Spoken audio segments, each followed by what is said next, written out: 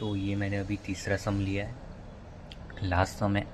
ये हम लोग देख लेते हैं। इसमें भी हम लोग को टेबल दिया है, सारी वैल्यूज़ दी हुई है। क्या है, 2 सैंपल है, उसका साइज़ दिया है, यानी sample size N1 N2 13 and 21।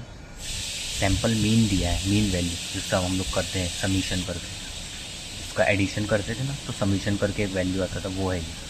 Sample mean दिया है 18 एंड 24। एंड हम लोग को दिया है sum of square of deviation from the mean.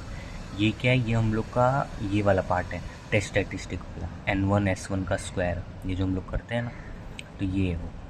तो ये हम लोग को पहले से वैल्यू, इसमें स्टैंडर्ड डेविएशन नहीं दिया है, हम लोग को डायरेक्ट ये पूरी वैल्यू दे दी है इसकी, तो ठीक है। एंड क्या बोला है, test the equal of sample variance at 5% level of significance. And F 0.025 दिया है 2.68 for DOF 12 and 20, and F 0.025 दिया है 3.07 for DOF 20 and 12। 5% level of significance मतलब हम लोग का अल्फ़ा क्या हो जाएगा, 0.05। एंड ये दो चीज़ दी है, equality of sample variance test करना है। तो सेम यहाँ पे दो कंडीशन बनेगा। सबसे पहले हम लोग लिखेंगे null hypothesis,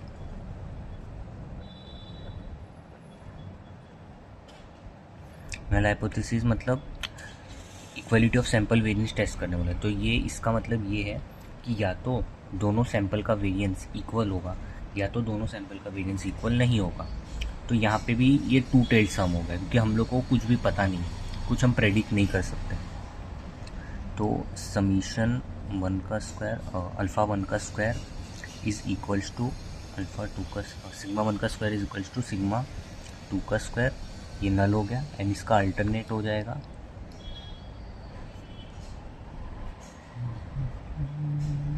alternate hypothesis, sigma 1 का square is not equals to sigma 2 का स्क्वायर। तीसरा हम लोग लिखेंगे टेस्ट स्टैटिस्टिक,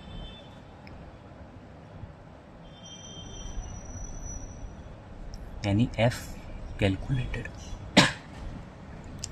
तो क्या है, N1 S1 का square upon N1 minus 1, N2 S2 का स्क्वायर अपॉन N2 माइनस 1।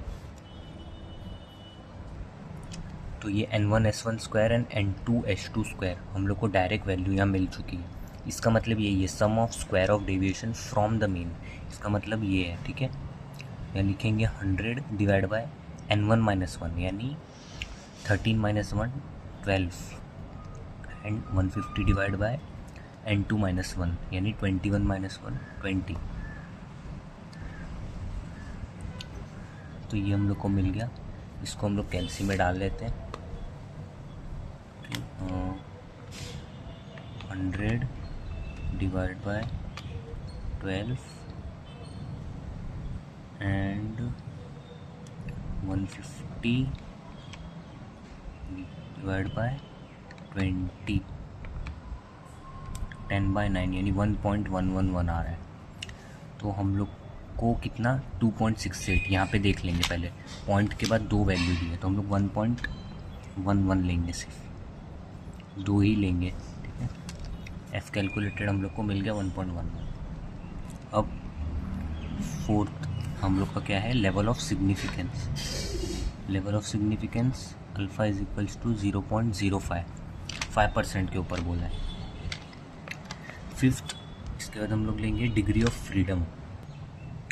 क्या है, N1 माइनस 1 यानी 13 माइनस 1 12, एंड N2 माइनस 1 यानी 21 माइनस 1 20।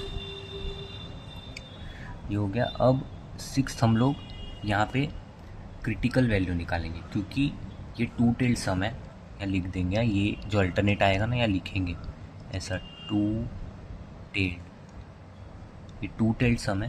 तो इसके लिए हम लोग को यहाँ पे 0.025 लेना होगा अल्फ़ा का वैल्यू, ठीक है।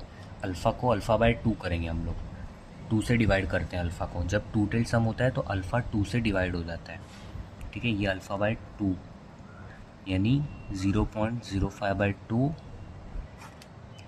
क्या होता है, 0.025। तो ये हम लोग को उसकी वैल्यू दी हुई है पहले से, ये टेबुलर वैल्यू है। अब मैंने बताया था ये क्या होती है, अपर क्रिटिकल वैल्यू।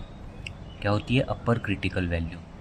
बट ये दोनों में से कौन सा लेना है, क्या आया हम लोग का, N1 वाला 12 आया एंड 20, तो 12 एंड 20 वाला हम लोग लेंगे, ठीक है। तो यहाँ लिखते हैं पहले critical value f of 0.025 for 12 and 20 ऐसा लिख लेंगे, ठीक है, इज़ 2.68। ये आगे नहीं लिखेंगे तो भी चलेगा, हम लोग ने यहीं पर लिख लिए 12 एंड 20। एंड दूसरा f ऑफ 0.025 फॉर कौन सा 20 एंड 12 इज़ 3.07। बट हम लोग को इसका रेसिप्रोकल लेना है, तो क्या करेंगे, देयरफॉर 1/f ऑफ 0.025, क्योंकि एक हम लोग को लोअर चाहिए ना, अपर तो हम लोग इसको कंसिडर कर रहे हैं, तो अब हम लोग को लोअर लेना है, तो हम लोग इसको ही लोअर बनाएंगे। क्या करते हैं हम लोग, रेसिप्रोकल लेते हैं उसका 1 में 20, 12, तो 1/3.07, 1/3.07 करके देख लेते हैं। 1/3.07 क्या आता है, 0.3257, तो हम लोग लेंगे 0.325, या तो 0.32 भी ले सकते हैं सिर्फ, बट 0.325 ले लेते हैं, 0.325।